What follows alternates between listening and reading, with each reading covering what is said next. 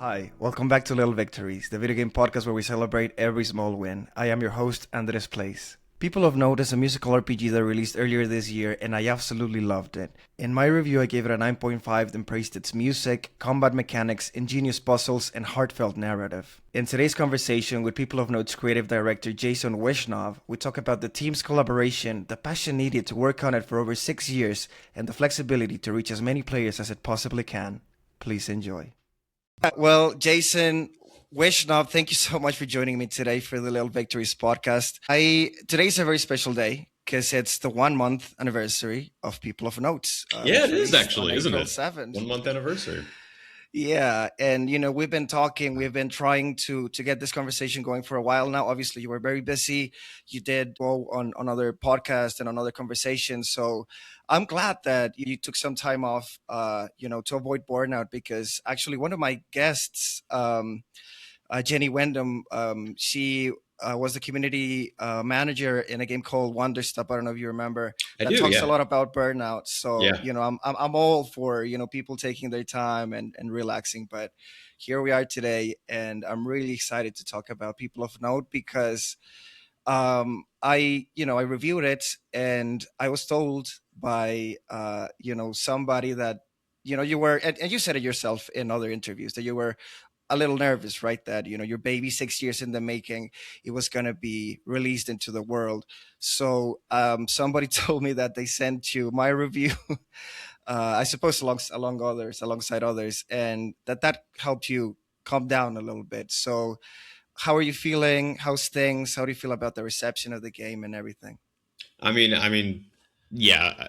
Thank you so much for that review. And you're right. Like, in theory, if I were a perfect artist, I would put it out there and I would be incredibly confident, and it wouldn't matter what the review scores were. I'm so proud of it, whether it scores a 5 or a 10 on Metacritic or whatever. But like, I'm not perfect, and the reception of art really, it did matter to me. I wanted it to resonate with people. I wanted to see that people, because it's a very personal game, and it's like, I've had multiple times over the course of development being like, what is the Venn diagram between, JRPG players and musical lovers and people who secretly like math?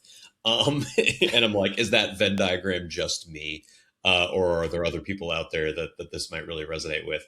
And yeah, like seeing, your review and seeing a lot of the positive reviews where it really kind of hit people was really great to see. It just like, it was a very emotional day.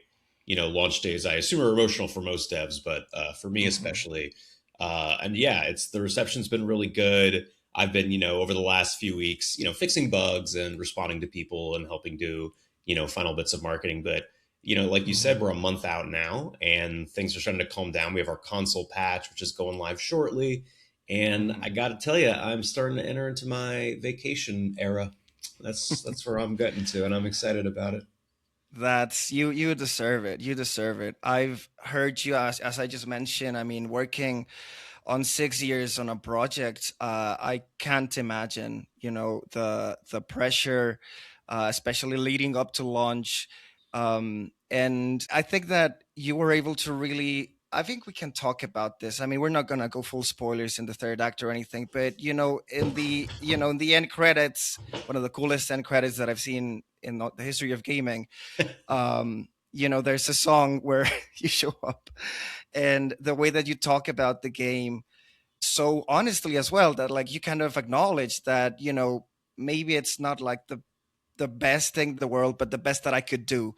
And when I saw that, it gave me goosebumps, because I think that you just got to try your best and hope for the best, I think. Yeah. The end credits were really special because it was one of those things that, like, hey, the game would have been completely fine with a normal credit sequence, right? Yeah. And then, we had to compose a completely new song and write it and record it. And then, like, we had to fly in Jimmy because he doesn't live in Los Angeles, and we had to rent the studio space, and we had to hire like a small film crew and get the lights set up and get a fog machine and bring in all the instruments. Like, it was just so much work for this end credit sequence. And then also, like, credits are a very political thing. Like, people need credits to be exactly the same way. People are coming in last second. People want changes. So like every time that happened, I couldn't just update a text file. I had to like re-render the entire video, and that caused several problems. But to me, it's like the end credits. They should be a celebration of the people who worked on the game. And to be, it's like it's a musical. Like this one was obvious. Like some ways, like in a normal game, I don't know what the cool creative way is to honor the crew, but like for this one, I'm Uh-huh. like, well, I know what I should do. It's sing a song about them. And yeah, it was very personal to be like, to just acknowledge like, hey, look, like no piece of art is perfect, but Hmm. I just wanted everyone to know. And I think that that's like, even among people who have left like relatively negative reviews, like Hmm. whether they be on Steam or out in the world, and that's okay. Like my game's not for everyone. That's completely fine. Like even those people have said like, yeah, this game was made with a lot of passion, but it's not for me, or but the battle system is dumb, or but whatever. But like they all kind Yeah. of feel that, and that was my goal, that everyone could kind of feel that love for music and that love for RPGs come through.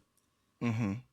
Yeah, absolutely. I think that, one thing that I can say about the end credits is I love that they, you put a face to the name, right? Because at least I know of Natalie Spitzel. She is on Blue Sky active there, and she is very, very proud of the project. She's talked a little bit about the development and how she Yeah, came about several of the environments, which was fascinating to hear about. But also, the rest of the crew, right? I think that everybody that worked on it knew that it was going to be something special, and as long as people go in with an open mind and give it a try, they'd be able to really embody the greatness of it. thank And you. yeah, no, I mean, I really loved it. I think I didn't give it a 10 because I had given a 10 recently, and I didn't want to lose like. Listen, I'm perfectly happy with a 9.5. Don't worry about that.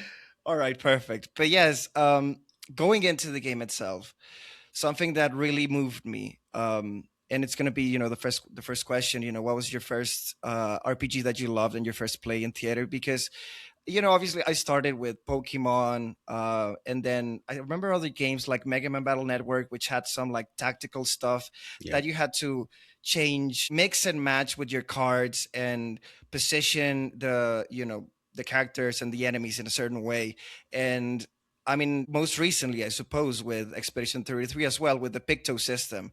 And um, I was attracted by People of Note first because of the musical stuff, right? The musical numbers, right? I think that Under the Lights, that song, I was like, what is this game? I need to know more about it. So I was very surprised when I finally found out that it has really deep systems, right? Really deep JRPG and puzzle systems. But yeah, going back to the question, what was your first RPG, JRPG love? I mean, I've been playing games since I was very young, and I'm pretty sure like it's so deep in my memory I can't be 100% sure, but I believe 1991's Lufia and the Fortress of Doom for the Super Nintendo was the first, at least like traditional turn-based RPG I played, and I was awful at it, and I didn't even understand really fully what was going on, but it was a great game, and Lufia 2 was even better, which I played, when I was a little older. Um, and then shortly after that, I came across Final Fantasy 3, which we now know is 6, but it was labeled 3 for the US. So I think that was 94, 93 or 94. And that was the one that like really cemented my like, okay, this is like my jam. This is my genre. So I got very into Final Fantasy. I got very into the SNES and PS1 catalogs of RPGs. I Hmm. burned through Chrono Trigger, and then moved on to Final Fantasy VII and Chrono Cross and Parasite Eve and Legend of Dragoon and all those sorts of games. Of Um, course. Being able to make a game, just I've said this before, and maybe you'll talk about it upcoming, but like Hmm. turn-based RPGs, like they were super ultra big. They were maybe the genre in the 90s. It depends on your point of view, but Yeah. like being able to make my dream version of what I loved so much as a kid, like I mean, that is a dream come true. Like that's been incredible. And yeah, 6 years is a long time, but like, I don't know, man. This is what I always wanted to do, and somehow I got a chance to do Absolutely. it. So that feels pretty incredible. Absolutely, yes, and that is something to be proud of because um, the game itself, I think that in the beginning, Cadence can, look at a trash can, and I instantly remembered Pokemon because she said like, no matter how broke I am or whatever, I'm never gonna, be picking stuff from the trash can. Yeah, That that's a was gameplay mechanic because I don't want players just they're like, well, there could be something in trash cans. I'm like, guys, don't worry about it. There's nothing in trash cans. Yeah, that was a really great nudge at JRPGs in general, where you can't just pick stuff from wherever, Hmm. and poking fun, right? I suppose like a fourth wall kind of thing. Yeah, there's definitely Um, some fourth wall breaks. Quite a few of them actually in People of Note. yeah, and well, going into the musical numbers a little bit, because I was just listening to the soundtrack actually, just before this conversation, Mhm. and there are 14 songs, right? 13, Um, I believe. 13. Oh yeah, I saw like on Iridium Studios, they have this compilation, and naturally Under the Lights, that's the first one that people are introduced to. But then I love Councilman Sharp's song that is like 80s pop, right? And then Yeah. Box's song, which is a banger, really. I love people in the comments. I just saw somebody say that you could say that that song is royalty free, which is like such a great way to embody That's a great way to describe spitting image. Yeah. spitting image. Yeah. So, making a song is not easy, of course, and making it all come together in different genres and everything. How much process came into that part of the game? Well, I mean, obviously you want to start with the music before you get into any like, animation or musical number itself. So, I come from a music background in a vague sense. Like I was in band and I was in orchestra in middle school and high school. And of course, I got into musical theater and acting. I have a history as a voice actor. I love singing. I love going to karaoke. Like, I love music, but that doesn't mean that I'm like a trained composer because I'm not. I lack the Right. personal ability to compose a song. But that's what a team is for. And for the musical numbers, we really relied on Jason Charles Miller, a name that might be familiar to fans of Final Fantasy XIV. He is the lead male vocalist in a lot of Wow. those songs. But he's a songwriter. He's got a whole like, kind of separate career outside of video games. And he was a Hmm. friend. I'd met him through some mutuals, actually through, believe it or not, Erika Ishii, who has been a Wow. longtime friend of mine. So I was like hanging out with Erica in like 2016 or something, and like she's like, "Yeah, this is my friend Jason Charles Miller." I'm like, "Hey, dude, like nice to meet you." And we became friends. And I went to him when I started kind of pitching the game originally, and he's so talented at if you look at his career, like the stuff he makes on his own, it tends to fall into like rock/country. But I was like, hey, can Hmm. you do pop? He's like, I can do pop. I'm like, hey, can you do, classical? He's like, I can do classical. Like he did most of the songs in the game. He didn't do the EDM one. He didn't do Imposter. And he didn't do Hmm. Spitting Image, the rap one. But he did pretty much all the major ones besides those two. And it was a very cool, like kind of collaborative experience. It's what you imagine writing a song is like. Like we'd go to his studio space and he'd like take an acoustic guitar and he'd be sitting there like trying stuff out. And I'm like, oh, what about like, what if in the chorus we said like okay, here, hear me out. Thunder and lightning, under the lights, like those kind of rhyme. And he's like, yeah, they kind of rhyme, and we just like try it out. Like it was very idyllic, like the way I imagined it would be. But basically, I ended up just being the lyricist of all the songs because I'm the writer of the game. So, Of I knew course. what they wanted. I knew what I wanted them to say. I knew how the characters would be expressing themselves, and he helped me make that come alive with the music, which is so cool. And then the very long process of when the song is finally done converting into a musical number, that's just an immense process. That's the entire 3D animation pipeline.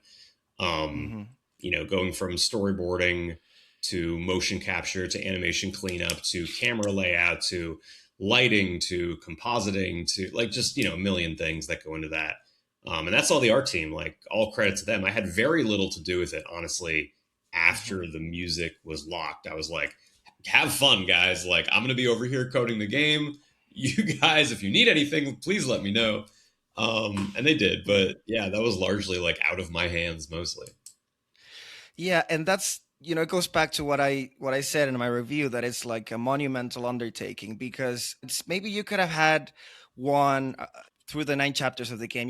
You have one 2, and then all the way to the 13 songs and musical numbers in the game, and you're like, when is this going to stop? Like, it's obvious that like you can really get to thinking that it took a lot of time and effort to make it happen, right? Maybe have one or two, but not 13 full-blown musical numbers. So that's pretty incredible. Yeah, I think there's, if you don't count the end credits, because that's like forget it. Let's count the end credits. That took work too. There's like 31 minutes, I believe, of musical number in the game, and that doesn't seem like that much if you like, oh, that's a little bit more than one television episode, but like, you Mhm. know, first of all, musical numbers are much more complicated than the average animation that you're watching, and second of all, like, we're not an animation studio. Like, that is not, we're a game studio. Mhm. We didn't have a lot of the, I mean, don't get me wrong, our artists were incredible.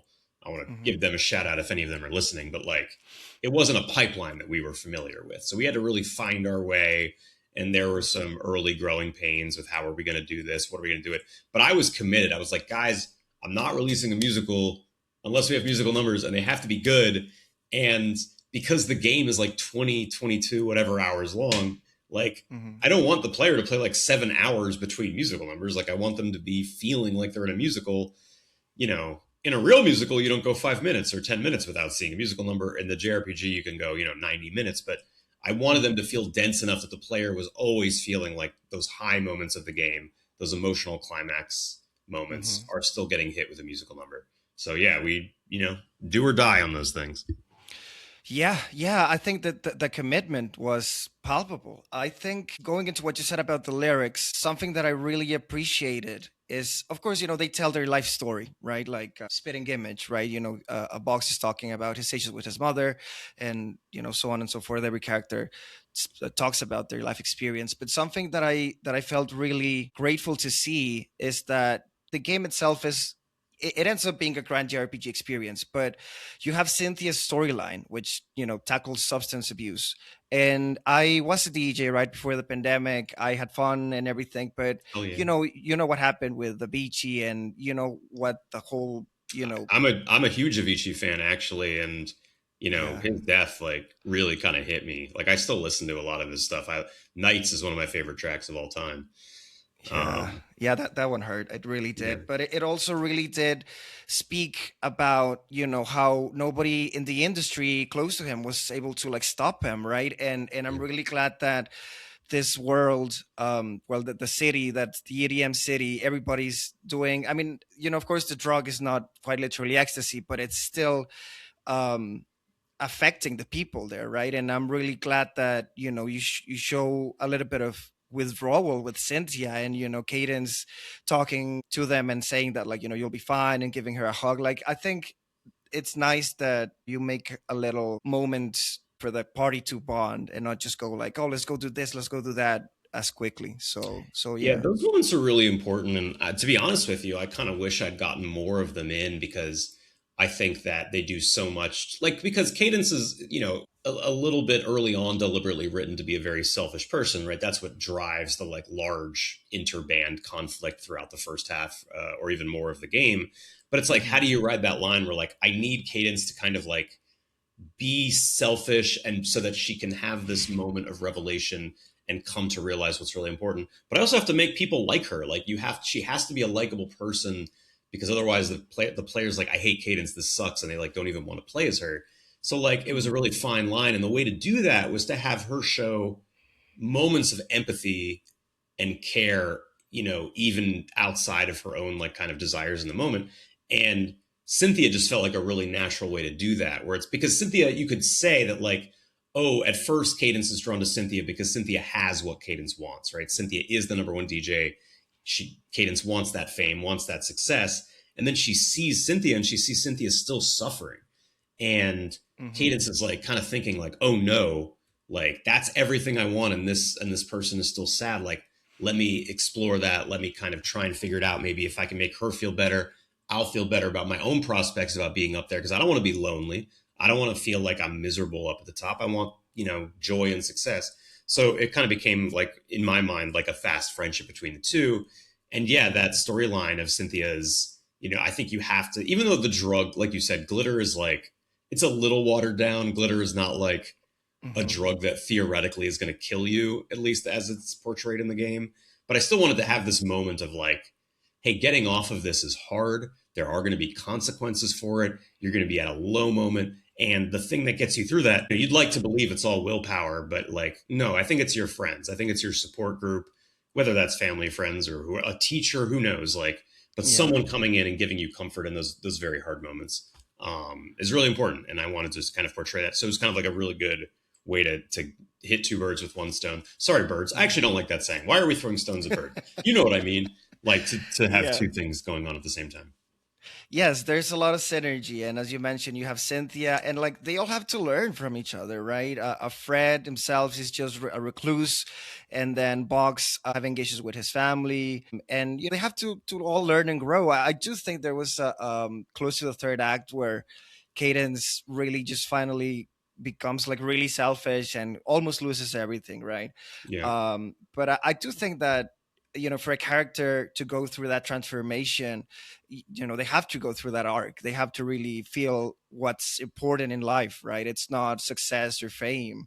It's, I mean, I'm not going to go all Kingdom Hearts power of friendship, but like, you know definitely friends that will support you through thick and thin. And she gets that in the end, which is a very beautiful way to go through the journey, because it's a JRPG trope when you see that, oh yeah, they got to save the world, right? Yeah. From utter destruction. But the game takes its time, and there's a lot of other things going on in the background, which is, I think, that what elevates the story overall. Thank you. Yeah. I mean, it's exactly what we were going for. I mean, it's RPG, so like you have to have a world, potentially destroying threat. I feel like you kind of have to at some point. But like I tried to make it as personal as possible, where it's like this conflict between Cadence and Arc, and it's mainly just Arc doing this. Like the Hmm. symphony and the keys and the harmonic convergence, like all that is basically a mechanism for Arc to be like, fuck this, fuck the world. I'm gonna do what, you know what I mean? Like it's his pain that's making this happen. And yeah, there's all that JRPG stuff, but like that's just the way it happens. Yeah, it has to be, because I think that at this point, audiences, and I would like your input on this. I hadn't thought about this, but I do think audiences maybe, I don't know, it's like a double-edged sword, right? Because some people do want that antagonist who is just hell-bent on destroying the world, and some other people want, an antagonist who does have, like, who is grayish. At least the antagonist here does kind of feel some sort of regret, or some sort of, like, it was the world that made him like this, but it's also a little bit of him. So seeing those conversations play out, especially with the changed Cadence, um I don't know, it's a lot to take in. Well, I think there's been like I feel like people my age, I don't know if this is true or not, but like I love a morally gray villain. Hmm. Like to me, villains are the most interesting characters. I think their motivations can be so interesting. I've always loved a great villain, like Emmett Selk, Final Fantasy 14, big Emmett Selk fan. But like Hmm. I do feel like there's maybe been a little bit of a backlash to that where people are like, we're tired of morally gray villains. We want to just see a classic evil, like fuck everyone else type of villain in our games and our media. Which I listen. Kefka's a Hmm. classic. Sephiroth's not really redeemable. Like there Yeah. are classic villains that I still really enjoy. So this was mainly like kind of just a choice between what I wanted to do. But I think at the end of the day, like if I want it to be more about the characters and I wanted it to be more about the journey that they all go through, I thought it was very fitting. And it doesn't like I don't know if it comes across as strongly as maybe as I would have loved, but to Hmm. me, Arc always like meant to represent the early on in Cadence's journey, like being selfish and not working with other people and choosing to do it all themselves. I don't need any others beside me is the Under the Lights lyric. And Hmm. so we actually, this is something I regret. This is a Little Victories exclusive here. Um, we had written a minor key reprise. I never know how that word is pronounced. To Under the Lights that Arc sings to Cadence, like in their final conversation. He goes, I forgot what the exact lyrics are. He's like, "You're gonna be under the lights. You're gonna be thunder and lightning. I'll give you what you need," or something like that. Like, Hmm. uh, it's like a very like, but it's in the Wow. minor key. It's like really creepy, and he's like offering it to her, and she has to refuse it. It didn't really make sense because she had already kind of resolved by that point, and it's not like much of a offer. And then also Arc Mm-hmm. Nemesis happens a couple seconds later, so we didn't put it in. But like Mm-hmm. him being like, "This is what you wanted. Like I'm gonna give you what you wanted. Like everything's gonna be fine. I'll put you on stage." And her refusing that is kind of like the divergence between the two. So having someone that mirrored the main character was really like a cool moment for me, and that's kind Mm-hmm. of why I did write Arc that way. um yeah, I don't know, I just love also he's hot, and then the will they won't they energy, you know Yeah. so Yeah, no, no, absolutely. I saw you mention it, and it's funny because I said it in my review myself that like the characters, I said that I wouldn't be surprised if I saw a cosplay of any of the characters in the next game convention, and I really do hope somebody steps up and does it because as that meme goes, like, or I'll do it myself because honestly, from the very beginning, all of these characters they are very well defined. Obviously, the designs and the narrative arcs as well. And I mean, they're elaborate, right? I mean, at least Cadence, the color palettes of every character, they're quite attractive. And I think that if somebody went on and do it, I think it would be, I don't know, it made my day. yeah, I think we had a cosplayer do Cadence like just this past week, Oh wow, which was really cool. Maybe I'll try and send you a link if I find that. for But sure. yeah, I love seeing people cosplay. That to me, that's very exciting. Yeah. Yeah, going into the world a little bit, I wanted to say that you said in a conversation that you love chess, right? Oh yeah. And that that spoke to me a lot because you made the game in a very flexible manner. You can completely avoid battles or puzzles if you want to, but obviously as a reviewer but also as a player I wanted to experience all of it because the more you go along with it the more the battles like they become more complex and the puzzles there's some real head scratchers in there. So how much did the chess tactics inspire the game? Well, let me just clarify real quick. When you say puzzles, do you mean the environmental puzzles or do you mean puzzle battles? The puzzle battles Yeah, yeah, yeah. specifically. So yeah, the puzzle battles are like straight up chess puzzles. Like they are like because it's this thing where you want flexibility, right? And you want players to express themselves by figuring out cool combinations of songstones and how to play each character. And of course, the characters tend to fall into certain roles just because they all have mostly unique abilities that I choose, right? Like I give Fret more healing abilities than everyone else, so it makes sense for him to be the healer, but there are still other ways to play. But Yeah. even then, I was like, I want the idea of there being a single correct solution. Like that feeling when you're looking at a chess puzzle for that one move that's going to lead to victory. Like they don't give you chess puzzles where they're like, oh, there are three really good moves here. Like that's not the point of a chess puzzle. Hmm. That in a real game there might be three really good moves and you just have to like pick between them, but I love that idea of just finding the solution. So I created these scenarios that I had to engineer to be like, okay, there's really only one way to do this, but Hmm. at the same time I want each one to kind of express something unique about an ability synergy, a remix stone. Like early on, this is a simple example. Hmm. Early on, it's not the mandatory puzzle battle, but it's one in Durandus where Yeah. you had just kind of gotten the music styles unlocked. So Cadence is stronger on pop, Fret's stronger on rock. And the puzzle battle is basically you have to use B side to let Fret do an ability on his turn, and then you wait till next turn for Cadence, and then you use Cadence's ability on her turn.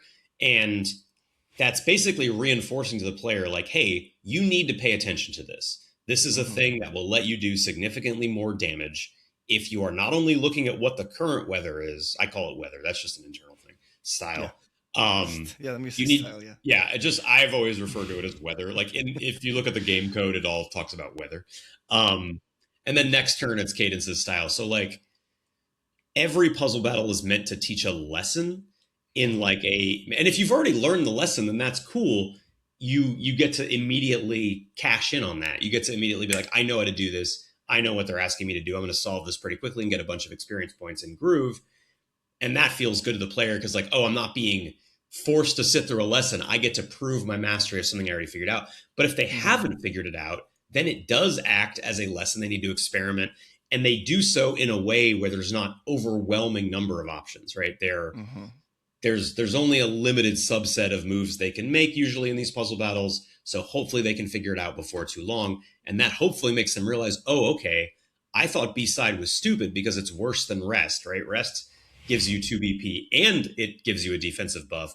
B-side Yeah. only gives you 2 BP, so how is it good? But then by realizing that you can use it to affect other people's turns and what they can do, the player hopefully is like, oh, okay, like B-side's actually really good because it lets you do moves, more flexibly when you want to do them. So, I wanted to bring that in there. Puzzle battles are maybe the thing I'm most proud of in the game from a design perspective. I really like them. My only regret is maybe I would have put a few more in them, a few more of Yeah. them in there. But ultimately, I didn't want the game to feel like bloated. It is a 22 hour experience, but I could have made it longer. Like I could have put more required fights in the dungeons. Yeah. I maybe could have padded it out with some more puzzles, but I wanted the game to be like a lean cut of meat. Sorry to all the vegans out there. That was a bad example, but like no, Yeah. all killer, no filler, all stuff, no fluff. I wanted Hmm. the experience to be like a condensed soup stock of JRPG. So I Yeah, because I do remember at least halfway through the game where I finally was able to wrap my head around. For example, there are these stanzas, right? That you can put like, I don't know, 1.5 more damage in this turn specifically, measure mods. right? Yeah, And then yes, thank you. It's been a while. I played sorry. other games, but yeah, you have that, and then for example, cadence, right? That if she does that first attack, it'll be stronger, right? So that's when you start thinking, oh, okay, so if I do this in this turn, do it according to what the game's parameters is trying to tell you. And there's one puzzle, I still need to go back to it. A battle puzzle on the classical city that it was really tough. I think I spent like half hour and I was really close, but then I didn't get it. But that's what I love, because they're just things that are on the side completely. And the fact that, like, when do you decide, for example, like that, even though you put so much effort and care, that you just wanted the people to experience the game any way they wanted? I'm always part of these online debates, and the big one that always gets brought up is like Dark Souls or Elden Ring or whatever, and they don't have difficulty modes, and Hmm. people argue about them constantly. People are saying they just add a difficulty mode, and the other side says that's not the developer's intent, and then the one side says, well, what would the harm be if you added a difficulty mode? And then they'd say, well, it would cheapen the experience, or I wouldn't get that feeling of overcoming something and succeeding. Hmm. And I got to tell you, it's pretty obvious where I fall in that debate. I fall in the please give people difficulty options side of the debate. And I cannot even understand the other side. Like they are beyond my reckoning because I think about Yeah. bowling alleys, that's my metaphor. You go to a bowling alley, they all have bumpers. You can put bumpers up and boy does it make it easier. I do not know a single human being in real life who feels like they go to a bowling alley and they cannot resist the siren call of bumpers. They're like, well, you know, I really want to get good at bowling and I want to have challenge, but I'm just going to pick the bumpers because it's there. No one does that. Not a single person. And if they did, I would be like, you're a weirdo. But bumpers are still there for Hmm. children. They're there for people who are very not good at bowling. And they might even be there for people who are disabled, maybe in some way or differently abled, and still want to have a good time.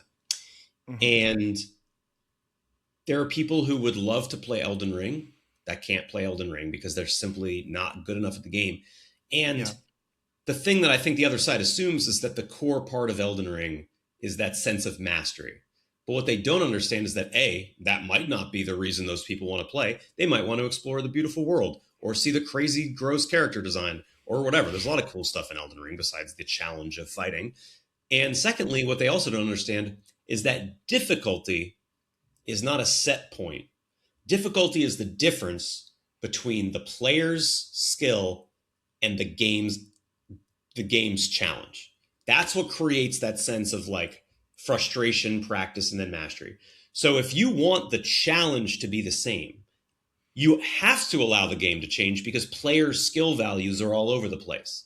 If this is the gap that you want players to overcome, if a player is incredibly good, they're not even going to get that challenge. They're going to breeze through it. You have to Yeah. offer a harder mode so that those people over here can still feel challenged. But then you also need to have an easier mode so that people over here can have that same challenge, right? If this is boring and too easy, and this is an unbridgeable gulf, no one can get across this. or maybe without years of practice or whatever, like Hmm. that's not good. So for me, I wanted this game to have that sliding scale, to let people experience it how they wanted to have different options to let them skip through things. And I know there's also a lot of debate. Like I love puzzles and RPGs, obviously. Um, Yeah. I love Golden Sun. I mentioned Lufia earlier. That was one of the first examples of like complex puzzle dungeons in RPGs. Some people hate them. I've been on message boards and people are like, I can't stand puzzles. I wish none of them were here. And I'm like, even from a business perspective, like I don't want to alienate people that don't like puzzles. And also, I don't want to make the puzzles look like baby mode puzzles. Like I want them to be, they start easy. Like World's Generation is pretty brain dead, I think, in general.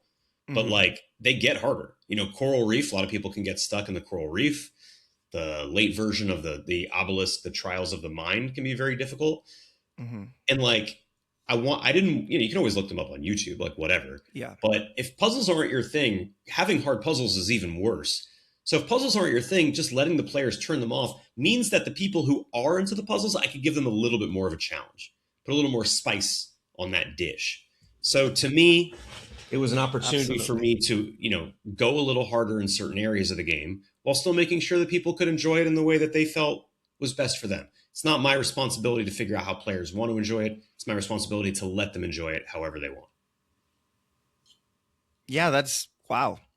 That's an incredible answer, and that is completely something that I can completely agree with. I do think that more video games should offer more difficulty settings, more accessibility settings. I am quite glad that People of Note itself, it's I think I do mention in my review at least that you have all of these stuff, but you can turn it off if you want.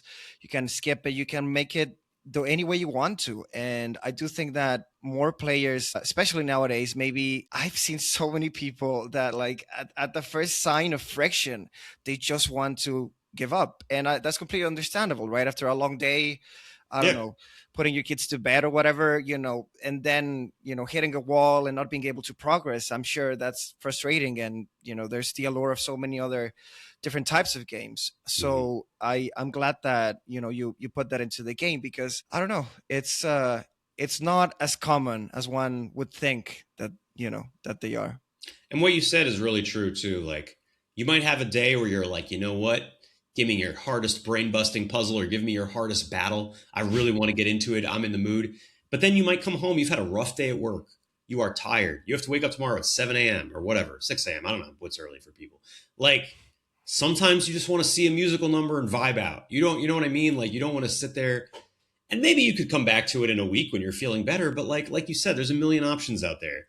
And like you said, it's not just a one, decision at the beginning of the game. Like you toggle it on and off. I have no problem if a player's like, you know what, I'm not really feeling this dungeon right now. I hate log rolling puzzles, lilting green, kind of annoying me, but it's a beautiful area. I like the music. I like the sound of the rushing water. Hmm. So I'm just going to turn it off for the lilting green. I'm going to enjoy myself in the lilting green, really vibe out to this music, and then I'll turn it on tomorrow. I'll do the next dungeon. I'll do the next puzzles, whatever, and that's fine. Who am I to judge you? Live your life. It's very interesting that you mentioned Coral Reef, because I rolled credits, but I don't know how I solved them.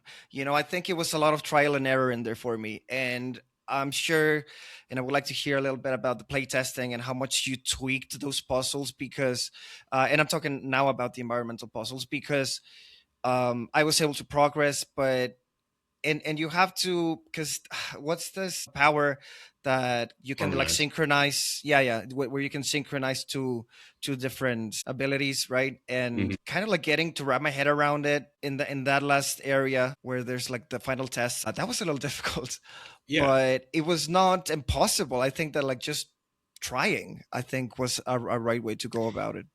Yeah. I mean, the hope is that like there are two ways to solve a puzzle, I guess, and I hope you don't feel in any way insulted by this, but like one way is to like fully understand and in your like you're not even running around. You're looking at the screen and in your mind you are constructing the tower of logic that lets you get past the puzzle. Great. Hmm.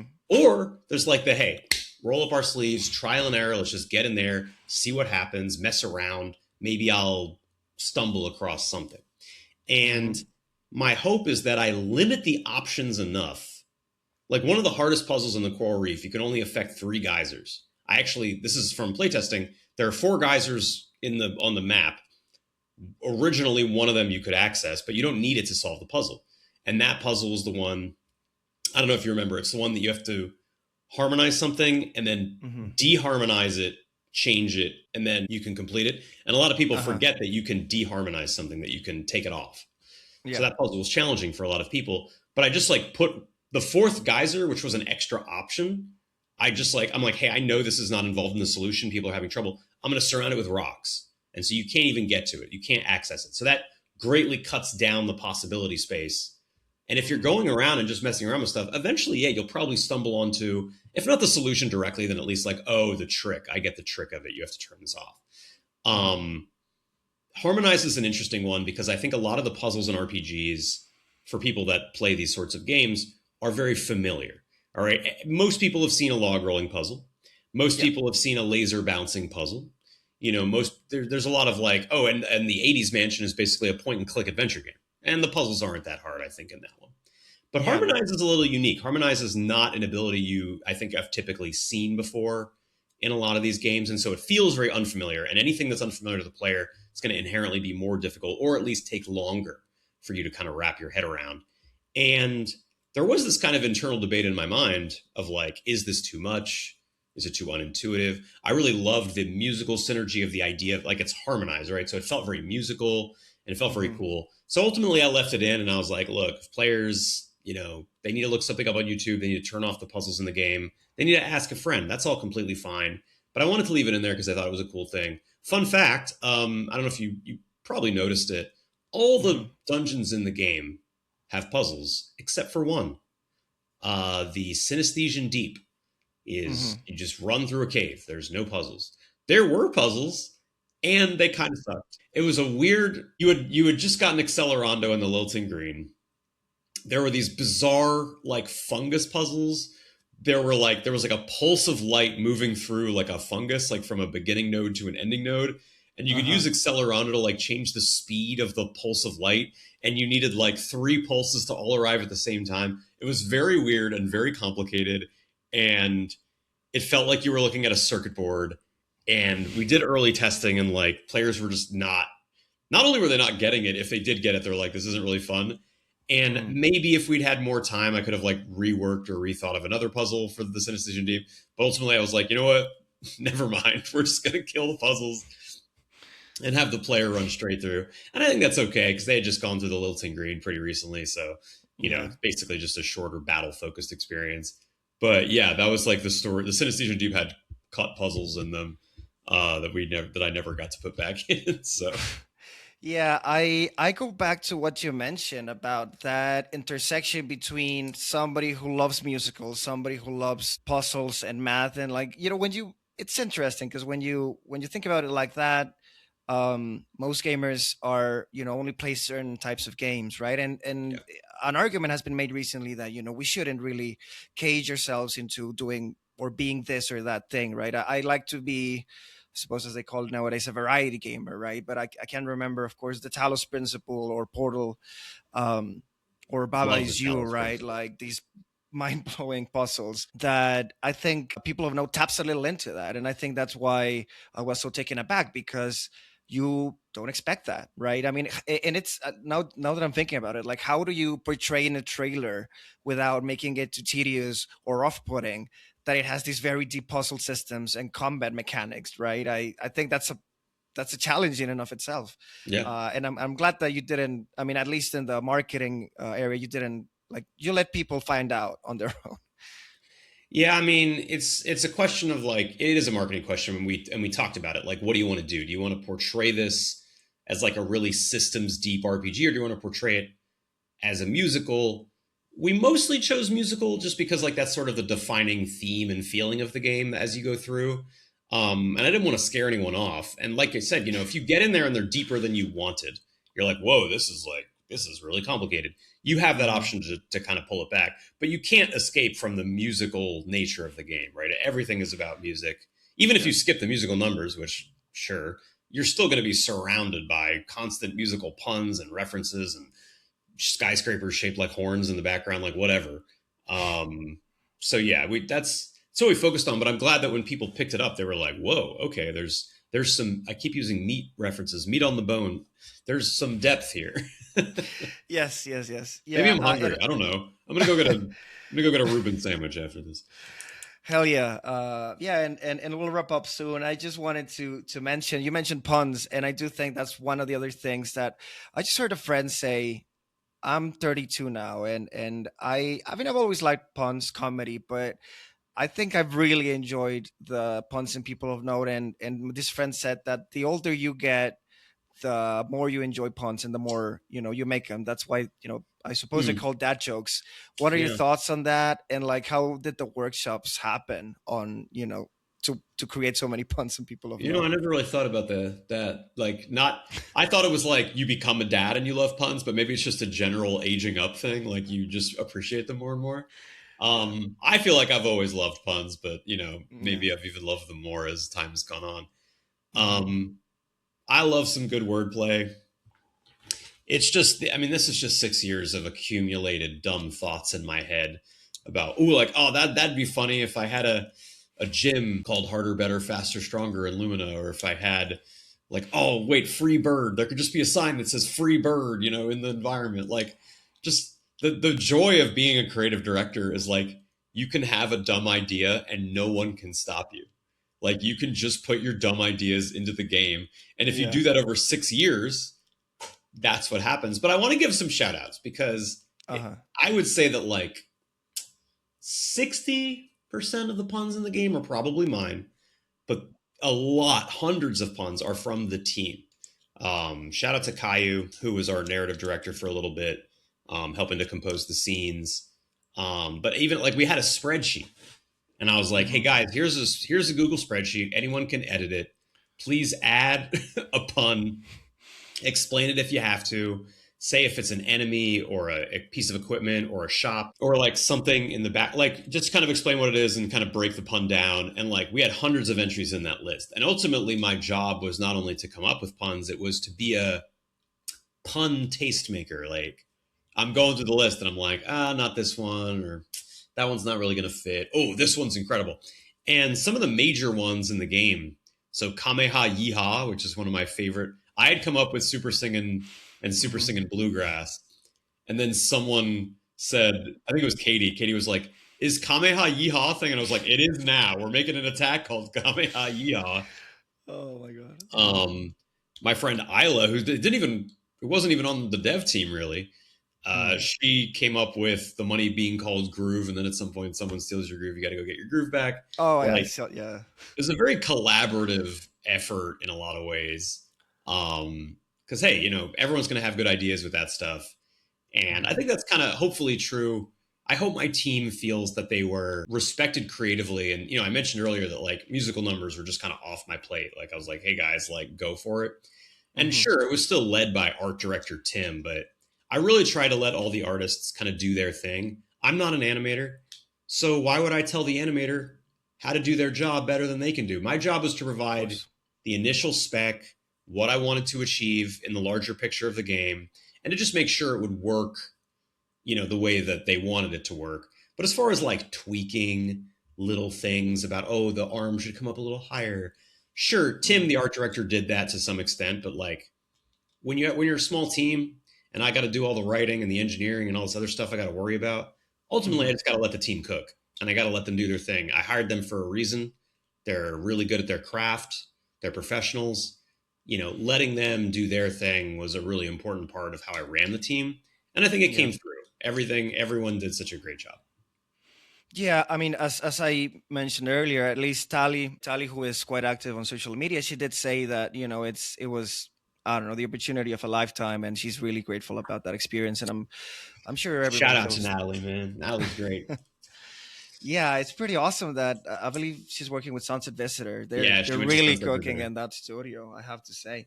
Um, all right, just one thing that I've always wanted to ask you, and we can wrap after. What other genres would you have liked to add? If there was possible sequel, would you add like I know you mentioned Bollywood, a Bollywood themed world, but would you add a salsa or a reggaeton world or something? I don't know. There was one of the earliest areas that we had to cut. There was a Roomba Valley. There was going to be like kind of like yes, like a Latin themed.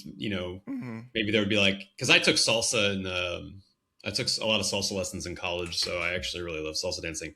But like kind of getting into like different like a lot of world music. Like we did have Celtic to some extent, which like is probably the old well K-pop too. Never mind. So we have K-pop and Yeah. Celtic, which are like two very specific regional references from Earth. But like Hmm. yeah, getting into like other types of world music. As I mentioned, the Bollywoods just kind of comes to mind.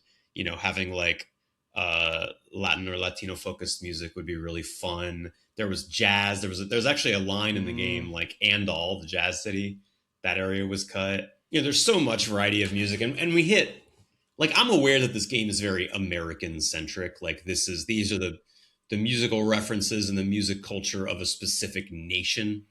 And of course, like it's not that EDM or rock doesn't exist, obviously, everywhere in the world, but like Yeah. you know, the tastes of the game are largely defined by me, and ultimately my tastes are largely defined by culture.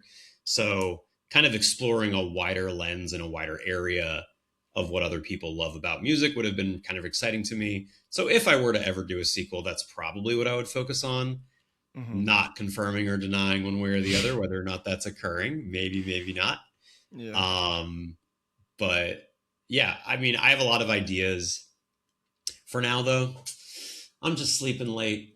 I'm just taking a rest. Time to Yes, sleep. and absolutely. I really do hope you enjoy your vacation. I enjoy this conversation immensely, and yeah, I think it's an incredible game that I will keep on championing all the way to top 10 games of the year and beyond. So thank you so much for making the time to talk with me and some really interesting tidbits today because um, in your earlier conversations you talked more about what the game was, and now that I was able to play it and knew a little bit about the nitty gritty, it was really fascinating to hear a little bit deeper into what was going on in your mind throughout the whole process. So thank you for that.